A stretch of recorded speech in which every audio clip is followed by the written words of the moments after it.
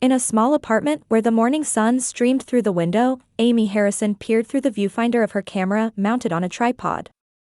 Her fingertips sometimes trembled, but only at the moment they touched the shutter. It wasn't from fear, but from the joy of capturing a moment. Perfect, Amy smiled with satisfaction. After 10 years as a freelance photographer, her portfolio had steadily gained recognition. Her photographs were now being selected for premier magazines like National Geographic and Time. However, not a single member of her family genuinely celebrated her success. Amy's smartphone rang, notifying her of a call from her mother, Martha. Amy hesitated for a moment but took a deep breath and pressed the answer button. "Amy, are you listening? You received Brittany's wedding invitation, didn't you?" Martha's voice had its usual mix of sweetness and coldness.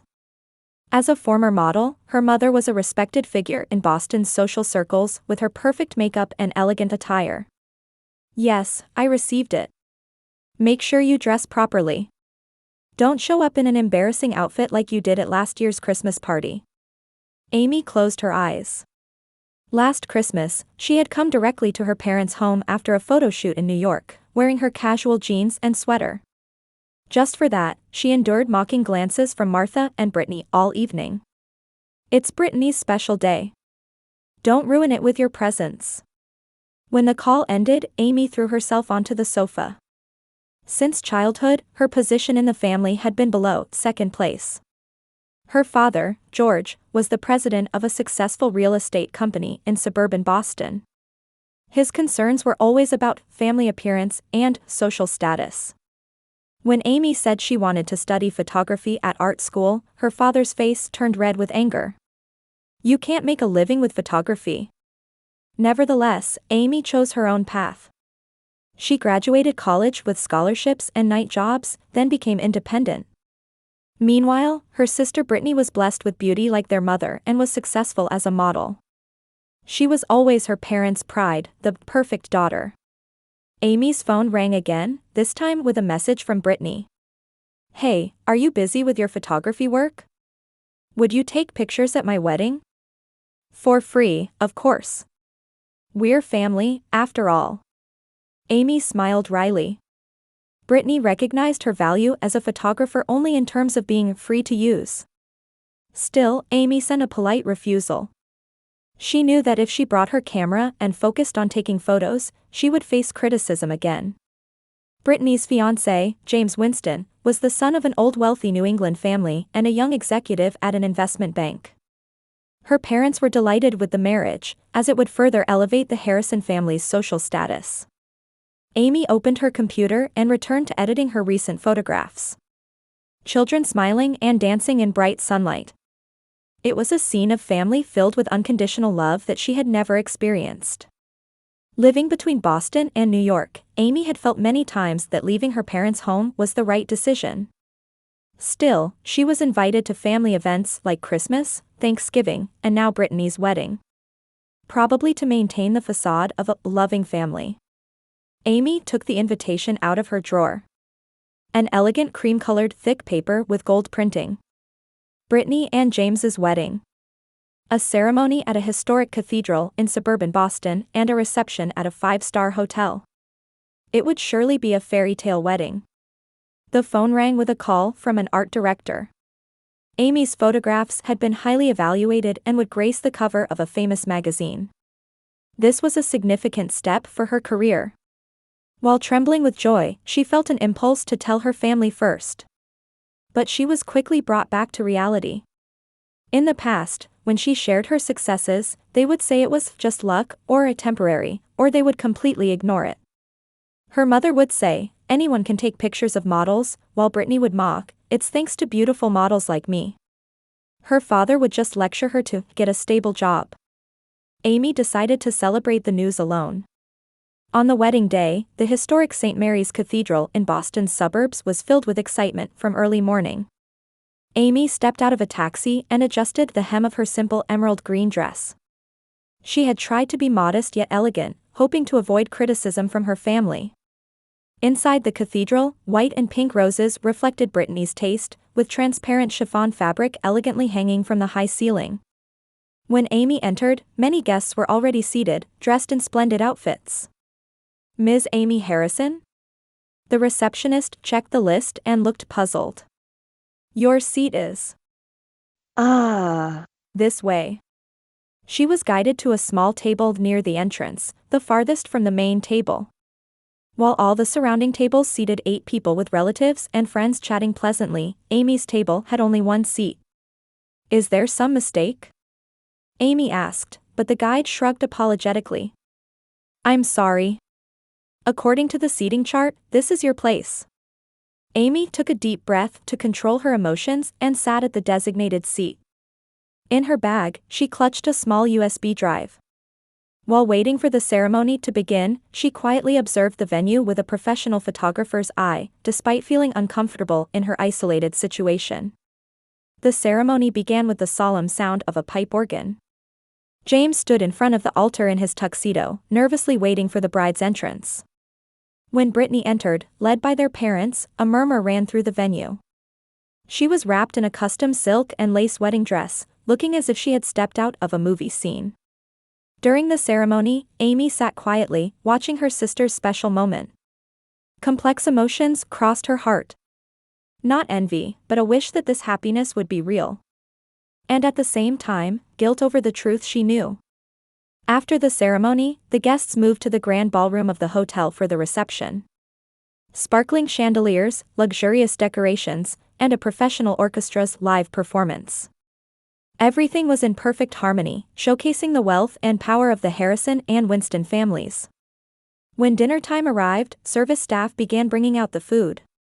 Luxurious appetizers and main dishes were served to each table. However, Amy's table was bypassed. While all the invited guests were enjoying foie gras and caviar, all that was placed before her was a single piece of dry bread on a small plate. Amy didn't take long to understand the situation. This wasn't a coincidence or mistake, it was a deliberate insult. Guests around her began to notice, and their glances toward her mixed with sympathy and confusion. But no one offered to help. Oh, Amy, Martha approached. Her mother's face, adorned with a pearl necklace and an expensive dress, wore a thin smile. Do you like the meal?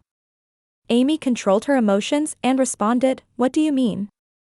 Martha lowered her voice to avoid being overheard and said, This is enough for you, isn't it? Photographers like you always eat whatever they can find on site, don't they? Those words hurt Amy's heart. But before she could respond, Brittany, in her pure white wedding dress, left her new husband's arm and approached Amy's table. Sis, are you enjoying yourself? Brittany's voice was sweet as honey, but her eyes were cold. I'm glad you came on my special day. But don't worry, I'm not expecting congratulations from you. Amy silently stared at her sister. You're really pathetic, Brittany pointed at the single piece of bread and, while keeping her voice down, spoke poisonous words. But you're always alone anyway, right? No lover, few friends. Not a life where you're loved like me. Brittany elegantly turned on her heel and returned to James. Martha also left with a malicious smile. Guests at nearby tables awkwardly looked away, trying to change the subject. Amy firmly gripped the USB drive she had taken from her bag. Her fingertips were trembling, but it wasn't from fear, it was a sign of determination. The time had come to show her answer to years of humiliation and insults, here and now. As time passed and dinner ended, the time for speeches arrived.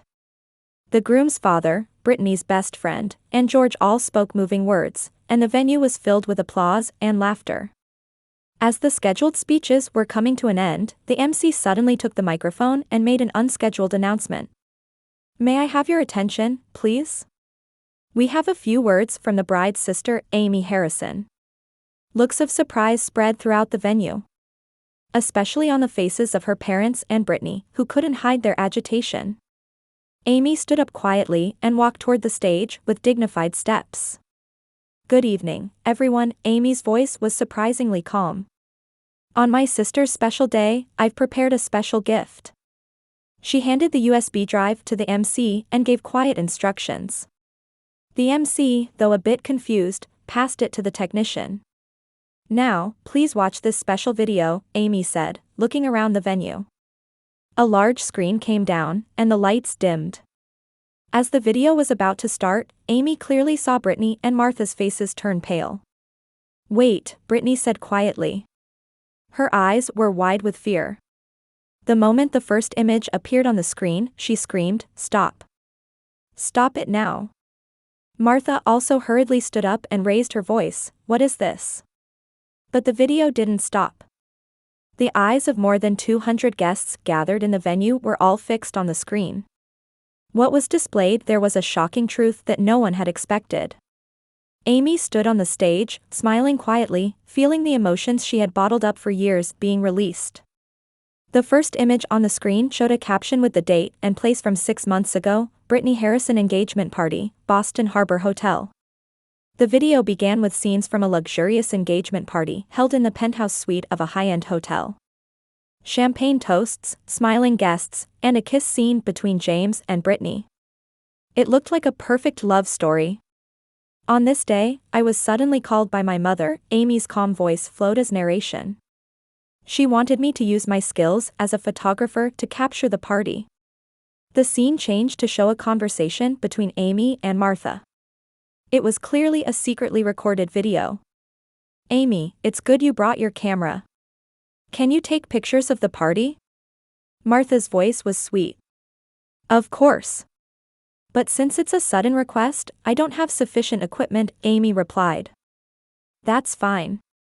Oh, yes, since this is a family event, it's free of charge, of course," Martha said with a smile. "But, Mom, this is professional work." "What are you saying? It's for family, right? Are you asking for money? Are you trying to ruin Brittany's special day?" Martha's voice turned cold. The video returned to the party venue, showing Amy capturing natural expressions of guests and family as a professional photographer. Then, when she was filming near the bar counter, Brittany accidentally entered the frame. She was staring at her mobile phone in a corner of the venue and suddenly changed her expression. The camera captured her hands, and a close-up of the incoming message content appeared. "Waiting for you tonight at the usual place. Let's make this the last night we spend in my bed, not JW's, Mike." A murmur arose from the guests in the venue. James's face froze, and his parents were visibly upset. Brittany stood up and shouted, "It's a lie. This is edited," but the video continued mercilessly. "That night, I was planning to go home, but I went back to get something I had forgotten and accidentally witnessed Brittany meeting someone." The next scene was in the hallway of a luxury hotel. A small camera attached to Amy's camera bag captured Brittany exiting an elevator and heading to another room. When the door opened, a handsome man, not James, appeared and passionately embraced Brittany. "Mike, I couldn't wait," Brittany's sweet voice could be clearly heard. "Me neither. It's good that James is on a business trip," the man replied. The venue completely froze. James stood up and shouted in a voice trembling with anger, "What is the meaning of this?" The video continued. This time with a caption for a different date, 2 months ago, Harrison family mansion. Amy visits her parents' home. She opens the front door and calls out, but there's no answer. Hearing voices from inside, Amy heads in that direction. She stops just outside the dining room and listens to her parents and Brittany talking. "I'm worried about Amy," Martha's voice. "I heard her recent photo exhibition was successful, but I don't see what value it has." "She's always been our shame," George replies. "Her degree, her career, all chosen against our wishes. What does it matter if she's successful now? Sis is just a burden on this family," Brittany's voice continues. "I don't even want to invite her to my wedding, but I have to because relatives would think it's strange. Let's prepare a special seat for her," Martha laughs coldly. "A table all by herself, away from everyone. And a special meal too. Like a single piece of dry bread?" Brittany laughs. "Perfect for my pathetic sister." The video shakes with Amy's trembling hand as the three's cruel laughter echoes. Their sadness and anger seem to transmit through the camera. In the venue, the guests' expressions were changing. They had initially been surprised by Brittany's betrayal, but now they were beginning to look at Amy with sympathy. Martha and George sat at their table, their faces red and unable to move. The video continued, revealing one humiliation after another in Amy's life. The day when her parents prioritized Brittany's ballet recital on Amy's 10th birthday, canceling her birthday party. The day when her parents didn't show up for her high school graduation, instead accompanying Brittany to a model audition. The day when not a single family member came to Amy's first photo exhibition. Then the video moves to a decisive scene. With a caption, "1 week ago, Ritz-Carlton Hotel," it shows Brittany and the man called Mike meeting secretly in the hotel lobby. "How are the wedding preparations?" Mike asks. "Annoying. But I want James's money and status," Brittany answers. "We can continue our relationship after I'm married. He travels for business 3 days a week anyway. Is that okay? Getting married to someone you don't really love? Love doesn't matter. What I want is a stable life and social status." And Mom and Dad are delighted too. With the connection to the Winston family, Dad's business can expand. The video then switches to a conversation between George and Martha recorded in another place. They are discussing Amy's photo exhibition. "It seems Amy's photo exhibition was featured in the New York Times," George says, looking at a newspaper. "Don't worry about it," Martha says coldly. "Her success means nothing to us. Instead, let's think about how to damage her reputation. The more famous she becomes, the more questions people will ask about our family." "Right," George agrees. "I'll spread rumors among my real estate clients that her photos are technically inferior and masked by editing." As the video nears its end, a final scene is shown. Amy alone in her apartment, looking at old family photos. With tears but also a determined expression, she speaks. "I've always wished to be loved. To be recognized. But today, I've decided to free myself by showing the truth." The screen darkened, and when the lights came back on, the venue was wrapped in complete silence. Amy held the microphone and said in a calm voice, "I've endured everything my family has done to me. My table had only a single piece of bread, and my sister and mother laughed down at me. But just for today, I wanted everyone to know the truth." She turned to James and continued. "James, you are not at fault. You are sincere and deserve true love. Please find real happiness." As Amy was about to leave the stage, the frozen atmosphere in the venue suddenly broke. "Wait." Brittany's voice, almost like a scream, echoed. She grabbed the hem of her wedding dress and approached Amy, trembling with anger. "What have you done? You've ruined my life." Brittany's makeup was ruined with tears, and her once beautiful face was now distorted with anger and fear. Behind her, James stood motionless. His face was pale, and his lips were trembling. "Explain, Brittany." James's voice was low and controlled, but the anger it contained was evident. "Is that video true?" "Jamie, no." Brittany turned around, suddenly adopting a weak voice. "That was edited. It comes from Amy's jealousy." "Stop lying." Martha interrupted. She climbed onto the stage with trembling legs and confronted Amy. "You, exposing family shame in public, what do you gain from this?" George also stood up and followed his wife, raising his voice, "Are you satisfied?" Amy quietly looked at her parents. There were no tears in her eyes, just relief from being freed from years of pain. "Satisfied?" Amy said in a small voice. "You never once tried to understand what I wanted. All I wanted was to be recognized as family. To be loved. That's all." The atmosphere in the venue began to change. What had initially been just surprise and confusion among the guests now gave way to small whispers. The Harrison family always mistreated Amy. That video was shocking. To think Brittany was betraying him. Amy's photos are wonderful, but her parents never acknowledged it. James quietly stepped forward. His expression was hard and determined. "Enough," he said calmly. "Brittany, it's clear why you were trying to marry me. Just for money and social status." "No, Jamie." Brittany grabbed his arm. "I love you. Love? James shook off her hand. You don't know the meaning of that word. He slowly removed the engagement ring from the ring finger of his left hand and placed it on the table. This wedding is over. A stir arose from the venue, and the Winston family relatives stood up in dismay. James's father placed his hand on his son's shoulder and said, "James, calm down," but the young man shook his head. "Dad, I am calm enough. This marriage was a mistake. I'm glad it became clear today." Brittany turned to James's parents with a desperate expression. "Please, tell him. This is a misunderstanding." However, the Winston couple only returned cold glances. The elderly lady said, "You were about to tarnish our family's honor." "I'm really glad James learned the truth." Martha and George were in a panic. For them, this marriage was more than just their daughter's happiness. The connection with the Winston family had immeasurable value for their business and social status. "Amy, please," Martha suddenly changed her attitude and turned to Amy with a pleading voice. "This is a family matter.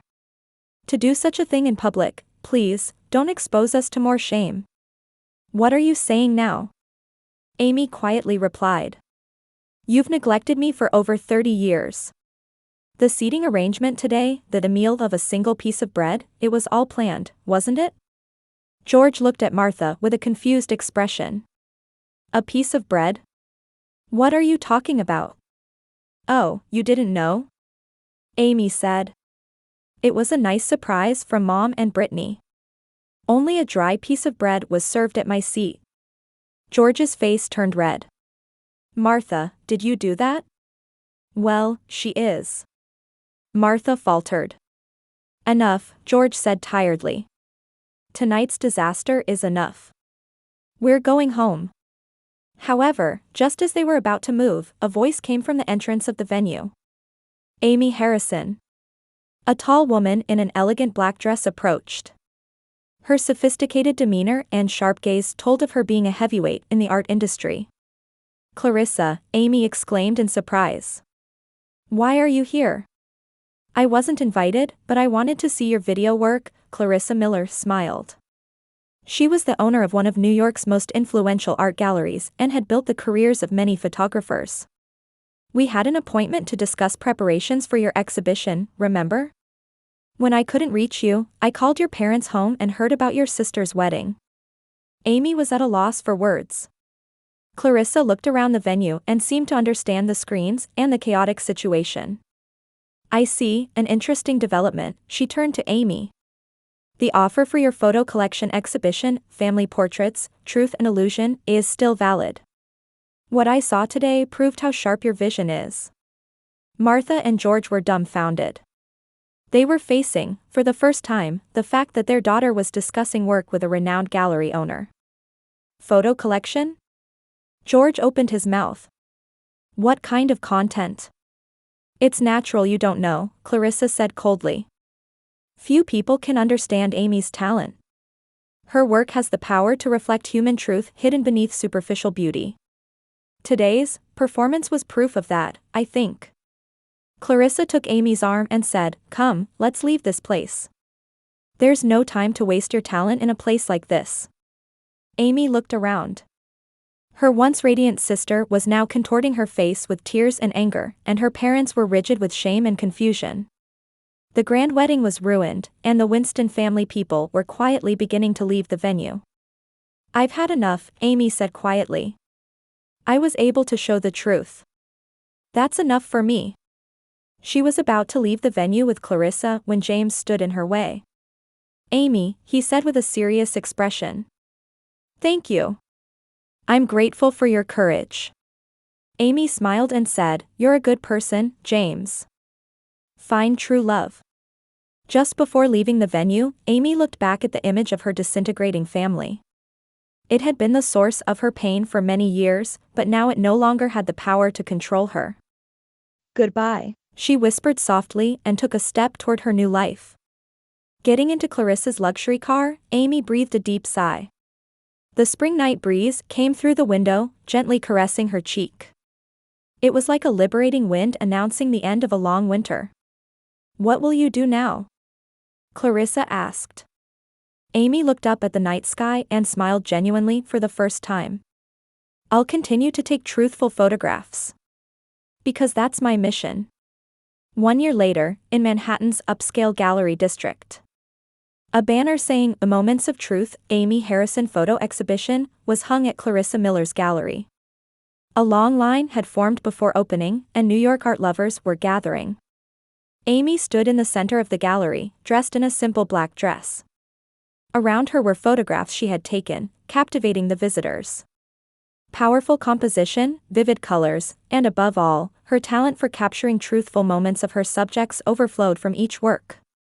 The New York Times, Art Forum, and National Geographic, all major media, praised her talent, and the exhibition was an unprecedented success. The name Amy Harrison was now widely recognized as an international photographer. Your success is deserved, Clarissa said. She was smiling with a champagne glass in hand. Talent and truth are always recognized eventually. Amy returned a grateful smile. Around her were new friends, artists, editors, and people who sympathized with her work. They were Amy's chosen family.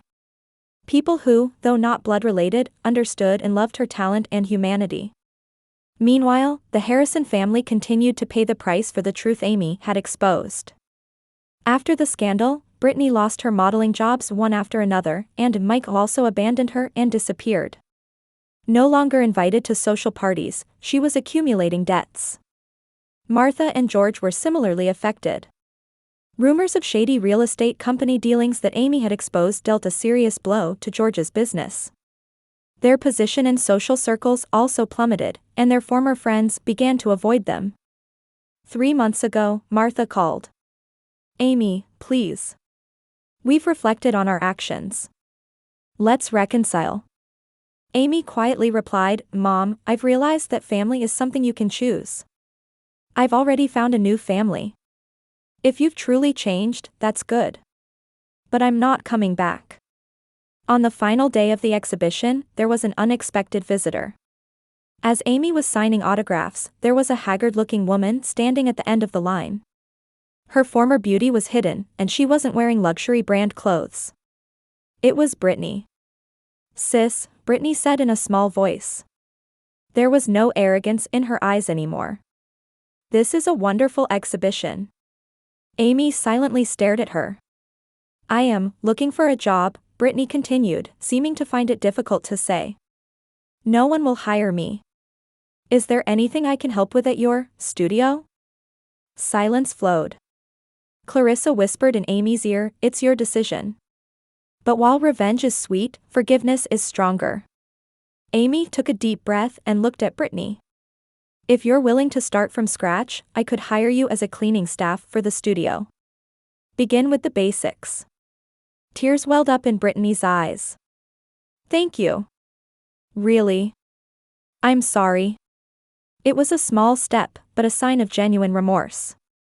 That night, Amy was looking up at the starry sky from the terrace of her newly opened studio in Brooklyn. Next to her was David, a young photographer she had met at the photo exhibition. His warm smile and sincere eyes brought a quiet joy to Amy's heart. What do you think? David asked. Have you decided on your next project? Amy replied while looking up at the starry sky, I'm thinking about a theme called Rebirth, Stories of Destruction and Reconstruction. That's deep, David smiled. You can express it. Amy smiled back. After 35 years, she had finally known her own worth and achieved victory in the true sense. It wasn't the victory of revenge, but the victory of truth and self-liberation. New beginnings can sometimes be painful, Amy said, stretching her hand toward the night sky as if making a toast.